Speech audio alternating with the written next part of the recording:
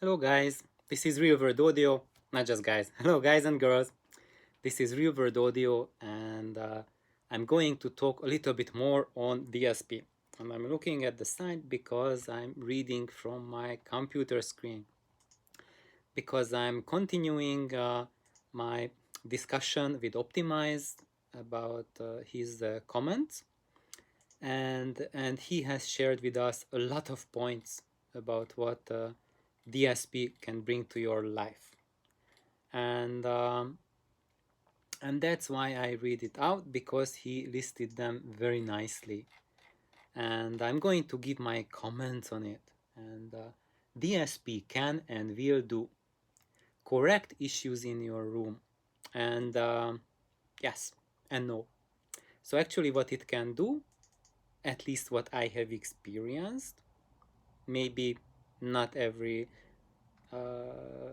maybe there are some DSP setup options when you can set it up differently, but if you set up DSP the ultimate way, so to optimize for your listening spot at the listening chair and optimize it to the fullest degree the technology allows, then it will correct the issue at one spot in your room, and as a consequence it will make the issues at other spots in your room even worse. Not everywhere, but you will find lots of spots that became much worse than without DSP. And also, if you are using DSP, it means that at places you will be boosting the signal, so you will be hitting the headroom of your system, of your amplifier, much sooner than without using DSP. So what I recommend is try to correct as many issues in your room as possible, and don't use the DSP to correct horrendous errors. Try to fix as much as you can, and then most likely DSP will be your friend. You won't need to ask it to do extreme things, and I suspect that in that application it will work much better. I have not tried this out myself, but this is what I hear from people, and that's what the mathematics and the physics behind it suggest as well. Next, correct issues in your speakers. And yeah, that can happen. At least you can correct many problems with your speakers that are communicated to you via computer analysis. And these are some of the main parameters that we can read out how a loudspeaker behaves. But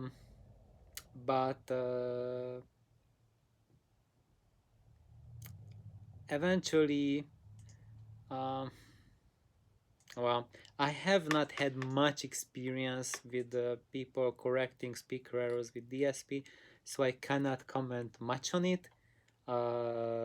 Just my thinking, my experience in general tells me that many things, big things, apparent things can be corrected, perhaps easily, but at the price of losing subtleties. And I would like to take this part of the discussion into a different area, whether it can correct or not. What my thinking is and my experience is that correct those errors so that they are not present in your loudspeaker. And when you don't have problems in your loudspeaker, you don't have to correct them, then you have a much higher quality to start with compared to having issues and fixing those issues. It's like having a healthy leg versus a broken leg put into a cast. Uh, I think that the analogy was a little bit helpful there. And of course, here the differences won't be as big. I'm kind of making the contrast bigger, but and to some people, like having a bad speaker with DSP correction might sound very similar to the same loudspeaker with a correct crossover without DSP, and might say like, I can't even hear a difference. And you can get another person who says like, I can hear something, and then give the same things to these people to live with it for a month. And that's a completely different experience than just putting someone on the spot and asking him to make a hard call. And you can actually even like use different test material. You can select your sources, your CDs or whatnot, or stream material to favor one or the other. But then it's the long-term listening that will tell you what your brain accepts as being something that you want to listen to. And for me, that's something that's the basis of how I choose my system, how I optimize my system, is the ability to listen to it and bring content to my life, to add, to bring additions. Correct issues in your turntable. Yeah, absolutely. If you have like you put on a record and your EQ, your RIA filter does not match the material encoded in the recording, you can use the DSP uh, to correct it, to do changes on it. And probably it works. I never tried that out myself, but most of you will have more experience with it and probably can tell that it works. What my experience is that I take care of the correction at the phono stage level. So by having the option to have like multiple filter choices, I have a correct signal arriving to the through the chain to the loudspeakers to my ears, so I don't need to correct it again. And I hope this is really easily understandable to everyone, that if something doesn't need fixing, it has a greater potential than something that was broken and then was fixed later. So it's kind of like having a mug that was never broken and drink from it, or break a mug and then glue it together, piece it together. It kind of looks similar if you are looking at it from the distance, but if you pour hot tea in it, then the one with the glue will shatter. So maybe that's a useful analogy. Another aspect, correct issues in the whole signal chain. Yeah, we can use it. Uh, and and then the other choice what I'm using is correct my signal chain. But that's where the power of DSP comes, is that you don't need to spend years and decades optimizing your signal chain. You don't need to go out of your mind to find a phono stage that has RIA curve selection capability. You don't need to find a loudspeaker that has optimized crossover network, uh, which perfectly matches both your amplifier and your room. Because if you just get a loudspeaker from the store, its crossover is not optimized to your room. So maybe if you buy it from a company that optimizes the loudspeaker to the amplifier, then at least that part of the system is taken care of. You are halfway there. But even in that case, even the most expensive system, even if you are getting, let's say, um, whatever, I don't want to do any name dropping here, but fill in here your dream system, you are buying it in the store, the crossover network in it is not optimized to your room. So if you fine tune it to your room, it will be better than stock, even if it has $1 million price tag on it. And that's just laws of physics. And so if you don't want to go through all those hardships, then DSP can fix that for you.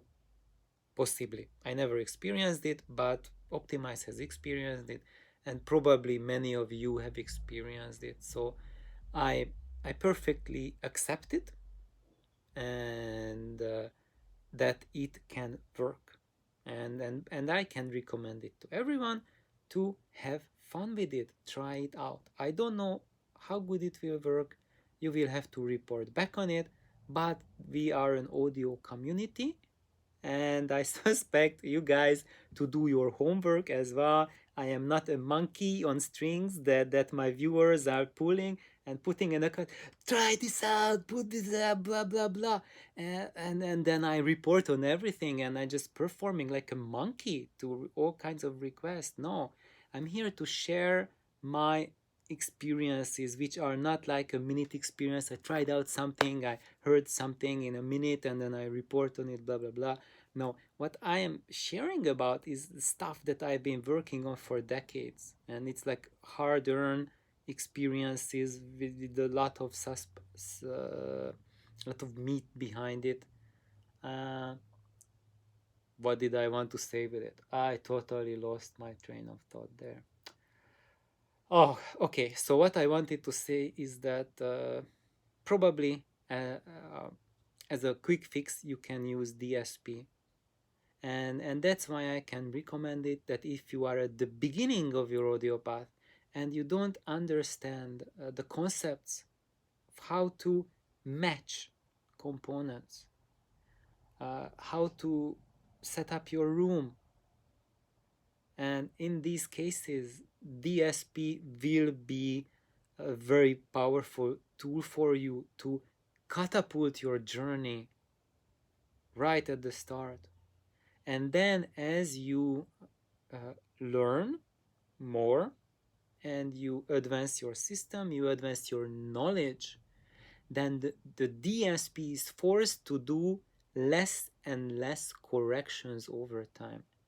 And when you manage to elevate your room and your system to that level where you don't need correction anymore, then you can take out the DSP and realize, wow, there's a drop. I mean, there's an increase at the level of transmitted information, because one link in the chain was taken out. The chain has been shortened, so you're getting a more direct path for the readout of the signal that's contained on your source.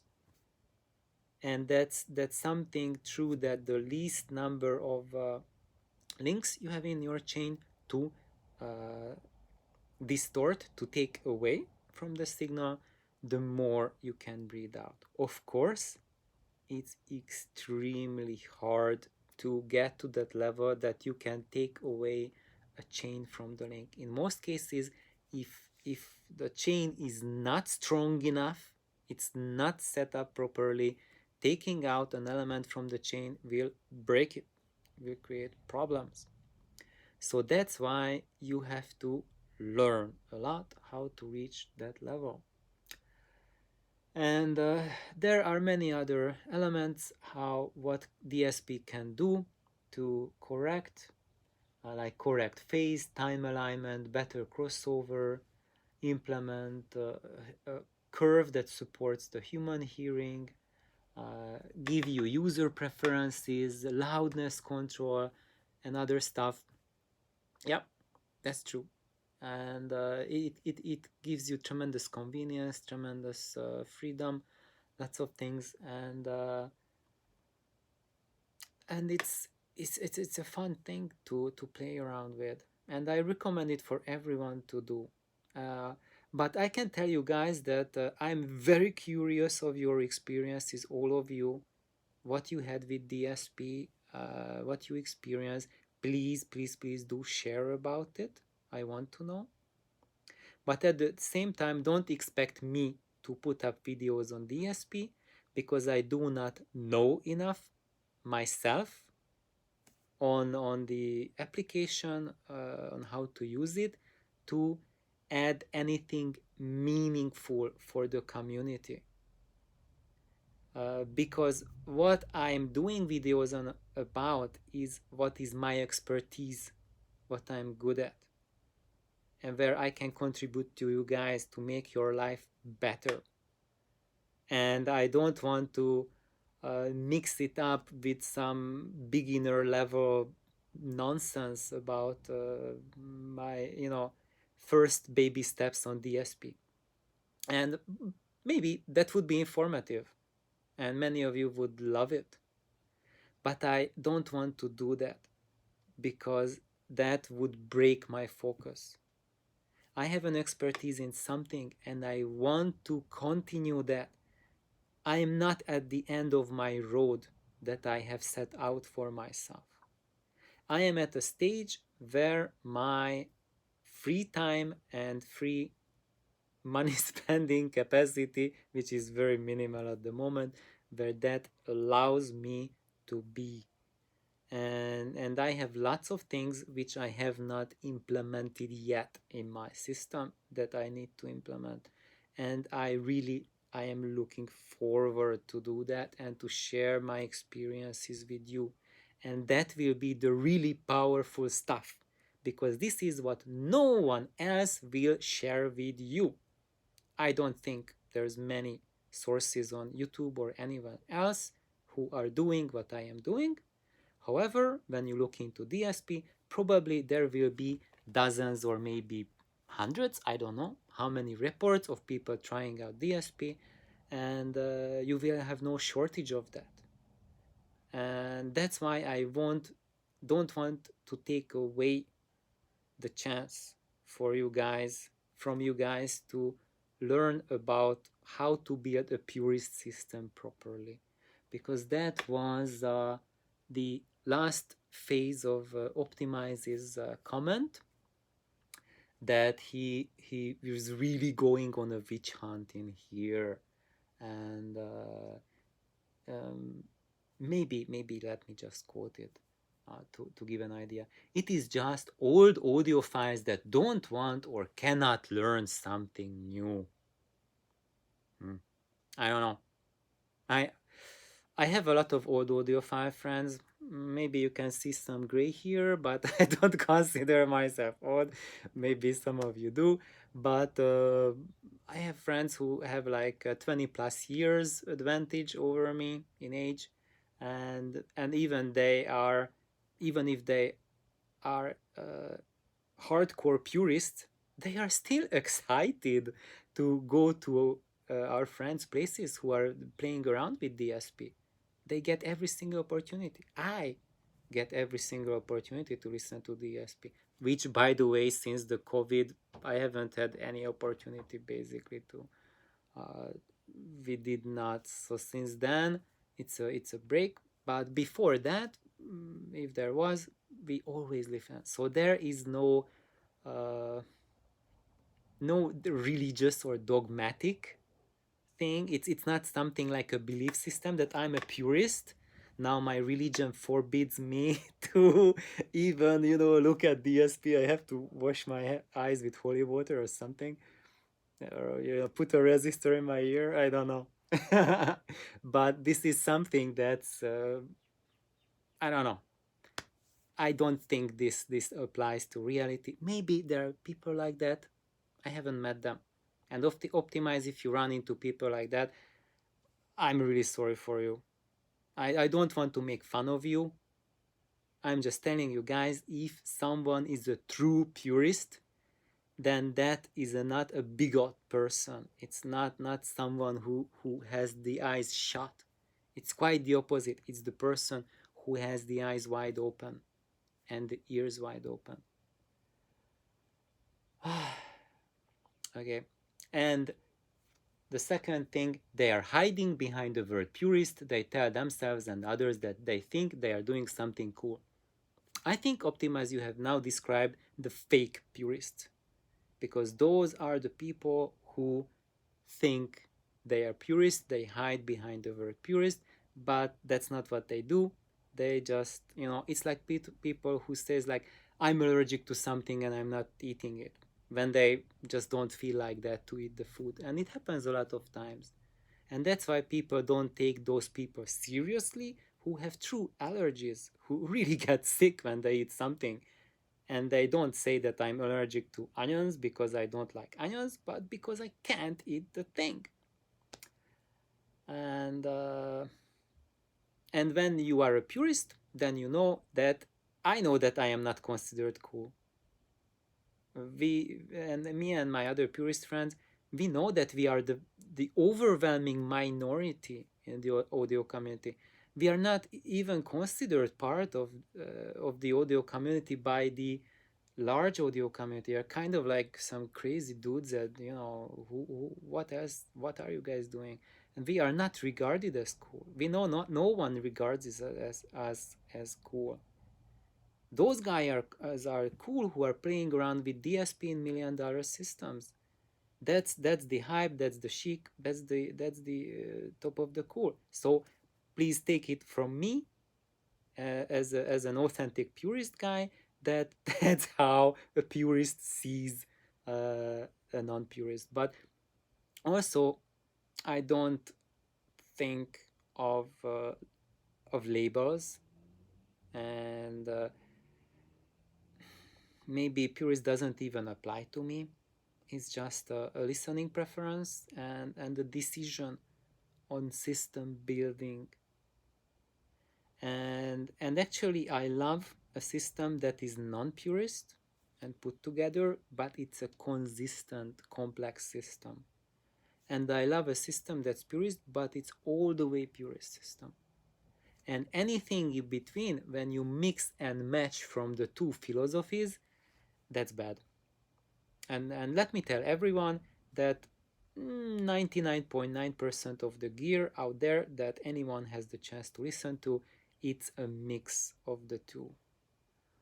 And when you say someone has a purist system, uh, there's a very high chance that it's not a full purist system. It has some elements that break the purity and make it